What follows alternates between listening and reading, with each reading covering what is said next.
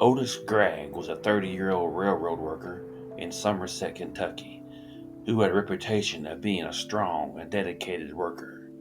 Gragg lived in a modest home on the outskirts of Somerset with his wife and 6-year-old son, along with his mother-in-law, Mrs. J.C. Bowman. Life was hard and their life was rocky to say the least, but they managed to hold it together. However, that would soon change.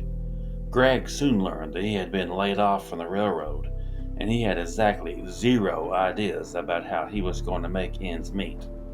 Stomachs had to be fed, whether he was pulling in a paycheck or not.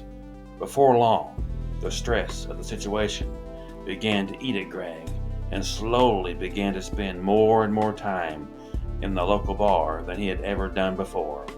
In fact, his wife began to worry about how much time he was spending away from home, and of course, the fact that he came home drunker than a dog every night. On March 3rd, 1906, Gragg spent another night in the bar, drowning his troubles with whiskey. However, on this dark and dreary night, Gragg drank more whiskey than he had ever drank before, and could barely stand because he had just learned something heartbreaking news about his wife. He managed to stumble his way home, and when he walked through the front door, he had a look in his eyes that his wife had never seen before. It was the look of a man who had gone crazy. To make matters worse, Gragg was a mean drunk. The more whiskey he drank, the meaner he became.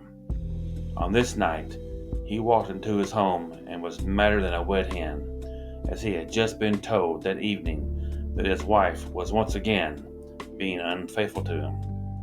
Gragg and his wife had had a rocky relationship from the beginning. It was believed that the wife had already been unfaithful to Gragg on 2 other occasions, and twice he forgave her and held the marriage together. However, tonight was different. Tonight, he was full of whiskey, and he intended to make her pay for her sins.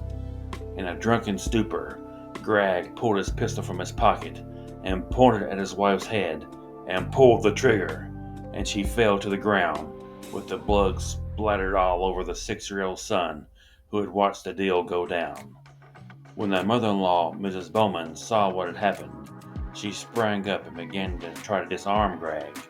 He paid her back for the trouble by putting a bullet in her head as well, and she fell dead to the ground. Gragg was soon arrested, and the next morning he woke up in jail in Somerset and swore he had no idea why. He stated he had no recollection of any events last night. Once in court, Gragg's lawyer pleaded insanity and stated that Gragg was not in his right mind when the murders were committed. However, the court had no mercy on him and sentenced him to 3 years in the penitentiary. Grass pleaded with Kentucky Governor Augustus Wilson to grant him a pardon. Governor Wilson reviewed and replied, "I take no stock in this emotional insanity. He practically condoned his wife's sins and came back to her twice before he killed her. I see no reason for interfering."